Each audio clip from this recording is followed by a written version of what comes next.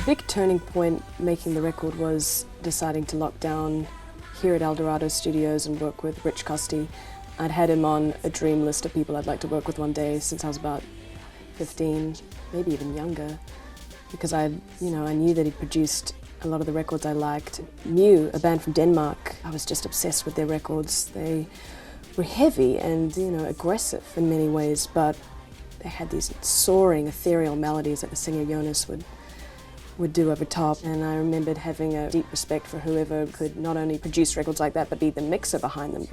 It was exciting to decide that I wanted to have him on board to help me complete the final stages of the record. Up to that point, I've been doing a lot of the production myself. I decided early on that I wanted to have a pretty strong hand on this album in terms of all the programming and collating all the ideas. Rich played an important part in helping me to kind of pull everything together at the end and apply some focus to a lot of the songs.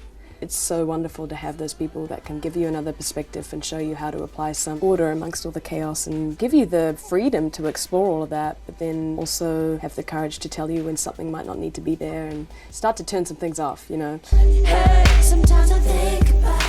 One of the craziest experiences for me was having Omar Rodriguez Lopez in the studio. He's definitely my favorite guitarist of all time, and the Mars Volta records were huge for me. So not only was I getting to work with the guy that mixed all their records and was pretty close with them, Rich, but then also to have him in the studio playing along to a song that we were working on at the time called Slum Love.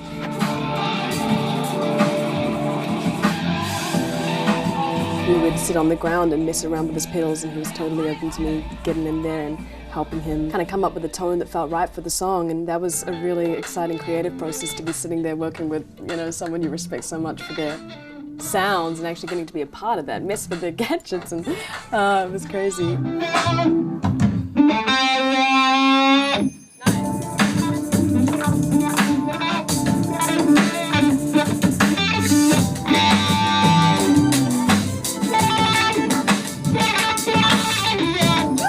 Record, I've been just as invested in the vocal parts as I am with every little accent of the drums and every little inflection on the synthesizers. I mean, it sounds silly, but it's true, and I know that's how I listen to music, is I receive the story from the artist and the singer, but then I enjoy dissecting the landscape, and so I apply a lot of thought to those things. And again, having someone like Omar get on the song is bound to change it and give it a totally different context, and that's what I wanted to do with a lot of these songs, is when they felt like they were getting into a space where you could see what was around the corner and everything was feeling comfortable. I liked the idea of then throwing a spanner in the works.